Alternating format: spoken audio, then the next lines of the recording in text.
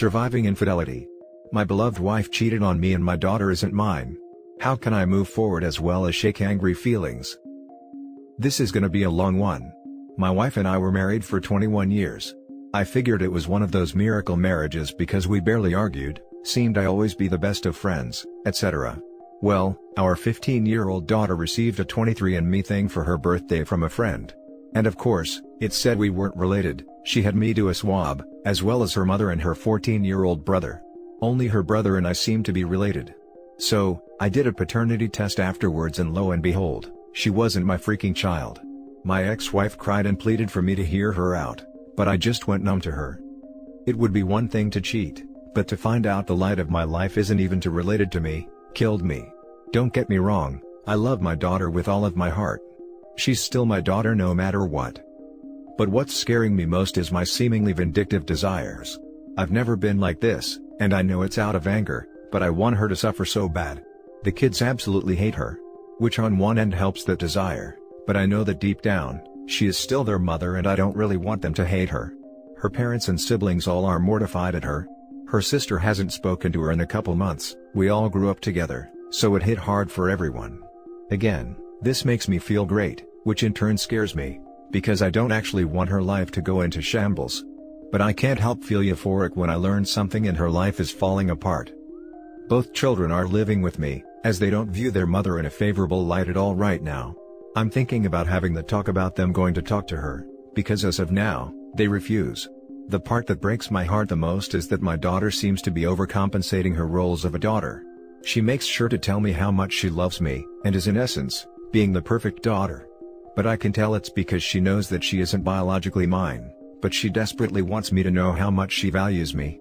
I'm actually going to talk to her tonight about that. To tell her that she doesn't have to act differently.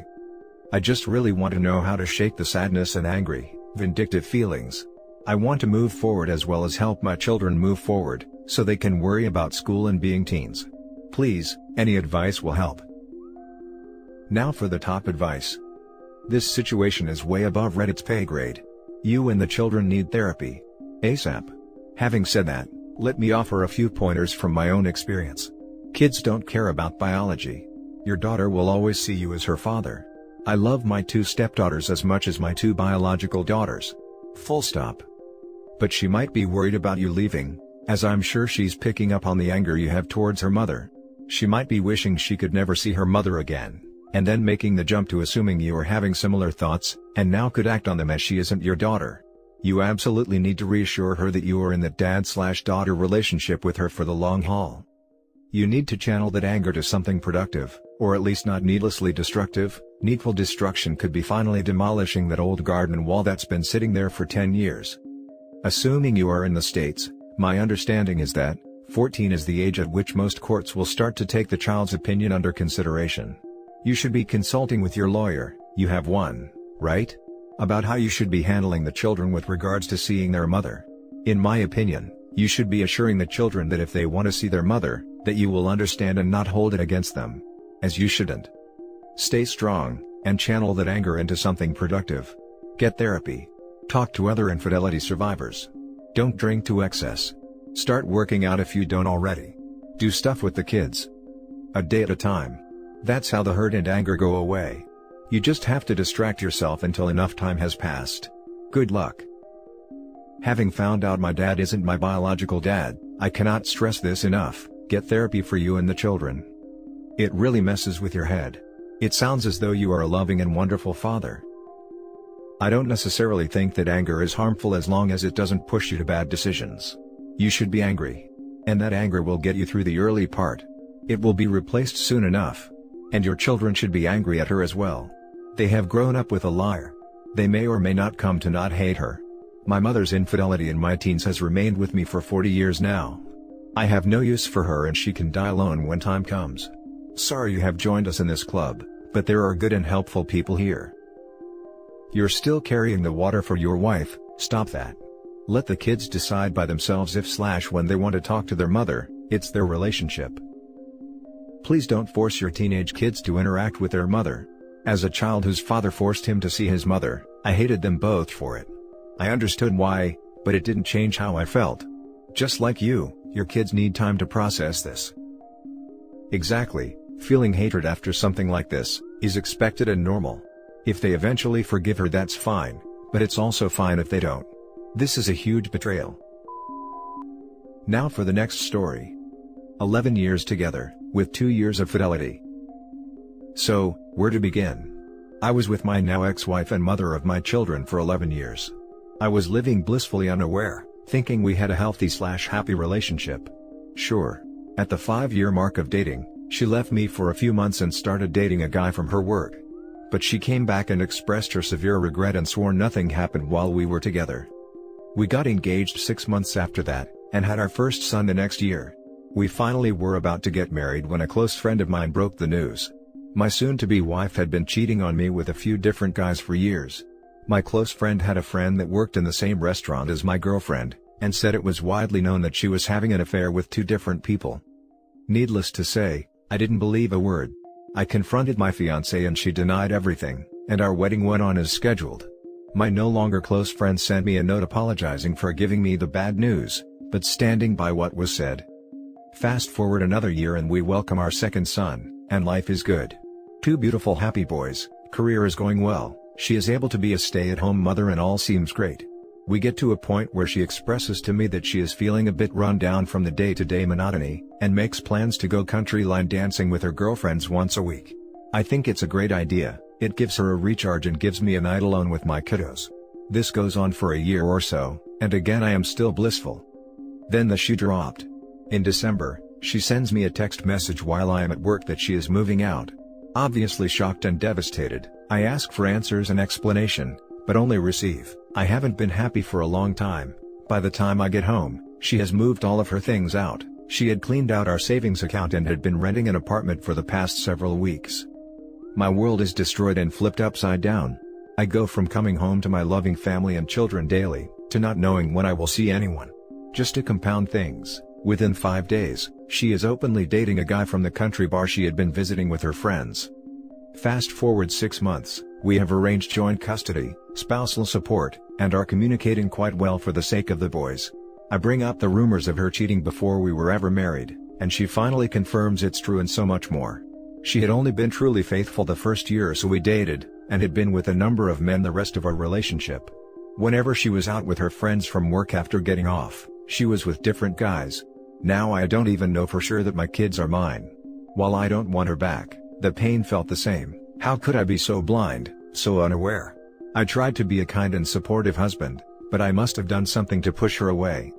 A year and a half later, and I am used to the life I now have. I see my kids 50% of the time, and I have a very nice girl that cares deeply about me. But that doesn't change the fact that I lie awake at night and wonder if it would just be easier to end it all.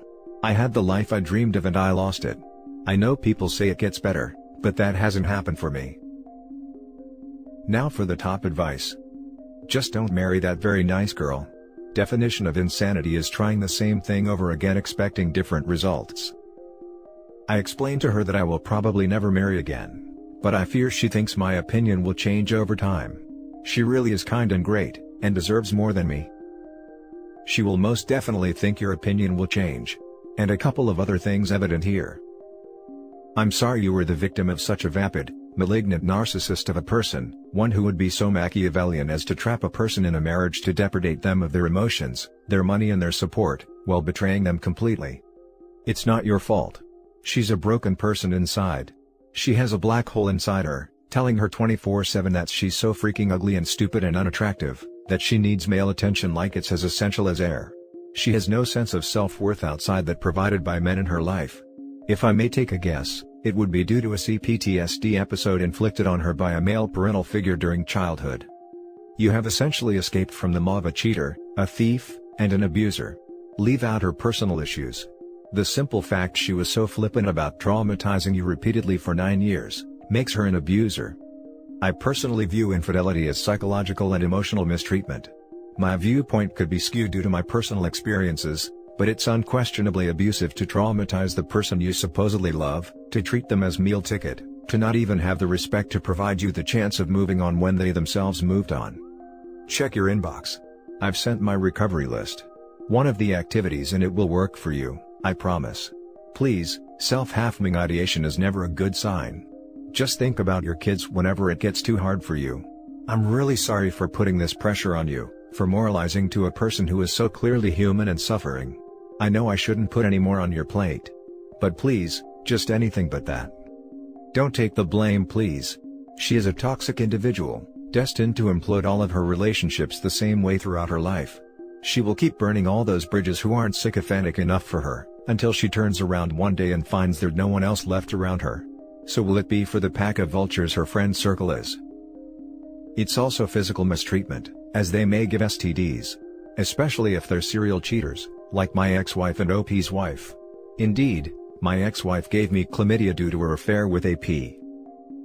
Do you intend to do the DNA test? No, I don't think so. They know I am their daddy.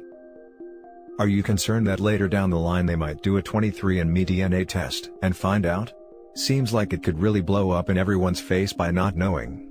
You do realize you don't have to share the results with anyone or let her know, right? But at least that way you can prepare for the possibility later.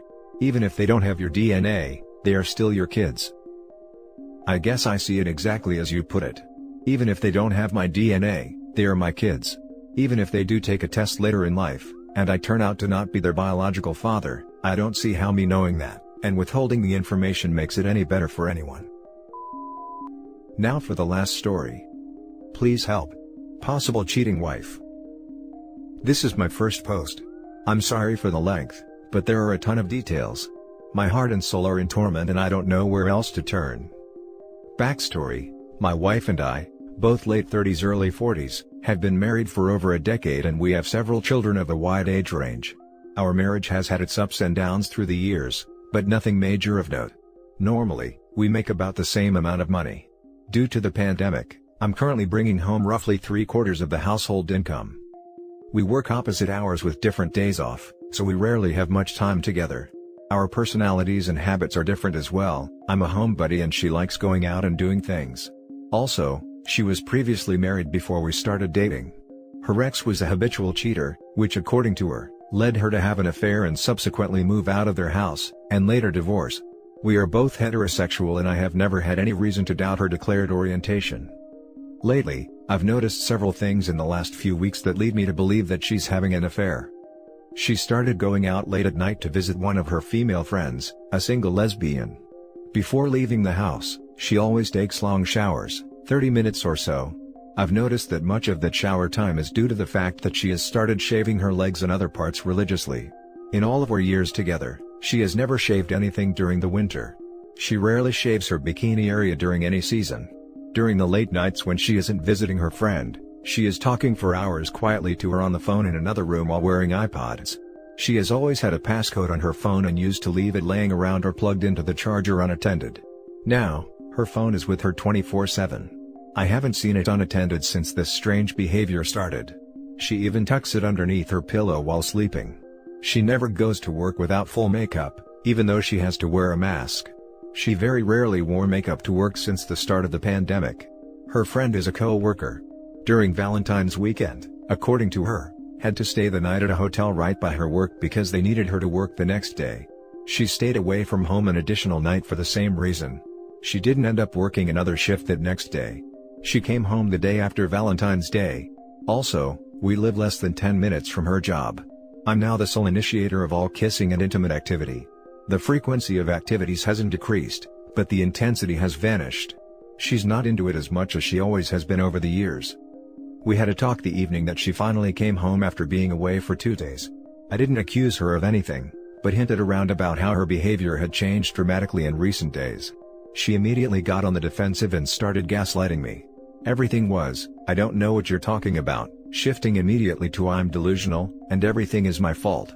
As usual, when things develop into an argument between us, I ended up apologizing for a plethora of things that had no bearing on the situation, and there was no resolve whatsoever. I've talked about this situation with one of my close female friends who has been through hell, and back in her relationship with her now ex-husband. She believes that I'm probably right about an ongoing affair. She also thinks there's a small chance that my wife is just generally unhappy with her home life. However, both of us agree that there are just far too many warning signs for that to be the likely scenario. I believe that my wife and her friend got a little bit too tipsy one night and it has progressed into a regular thing.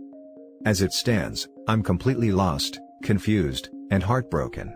My anxiety is through the roof not knowing what's happening now and what will happen in the future. I think there's a good chance that she wants a divorce, but won't admit it right now because I'm paying the majority of the bills. I'm almost 100% certain that once her job and paycheck return to normal, I'm getting the boot. I'm turning to anyone with this experience to please share any thoughts and advice that you might have to offer. Now for the top advice. It's pretty clear here. You have to hire a PI. Don't say another word to her. Act normal. There are so many ways to catch her red-handed. Putting a tracking device in her car, their son's iPad with tracking GPS on, or putting a smartphone recording audio in the room she makes her professional phone calls, etc. But honestly, if the state is a no-fault divorce state, I don't see the point. She's 1000% cheating. He should start planning his exit with a good lawyer, and for the love of God OP, don't tell her you went to talk with a lawyer or display any card you hold until she's served or you're served. We do live in a no-fault state, which is another reason that I have considered. At this point, I'm basically seeking confirmation just so we can go ahead and end the marriage. Especially with the fact that her work in 10 minutes away. Ugh, I hate reading this, it pains me so much because it brought back so many unwanted memories. Now I might only be 25 and way younger, so my knowledge of this doesn't include marriage or kids as that might sway your choice in staying or leaving, but my ex-GF was so similar, and I have to agree with your female friend, your wife is 100% doing something behind your back. If you don't believe me, just do what I did. I kept getting red flags about my ex-GF cheating on me, and well, I was trying too hard to get into her phone. I had to know the truth, as she wouldn't admit to anything because she lived with me. I first grabbed her phone, turned it off and turned it back on while she wasn't looking. When you do that, the phone requires you to use your key code, iPhones only, and I was sitting next to her and got the passcode.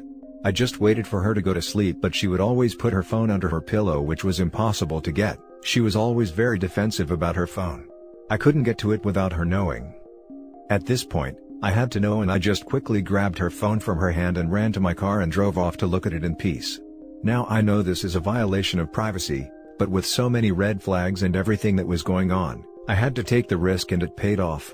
I'm not telling you to do what I did, but I do not regret what I did as it opened my eyes to what was going on for months.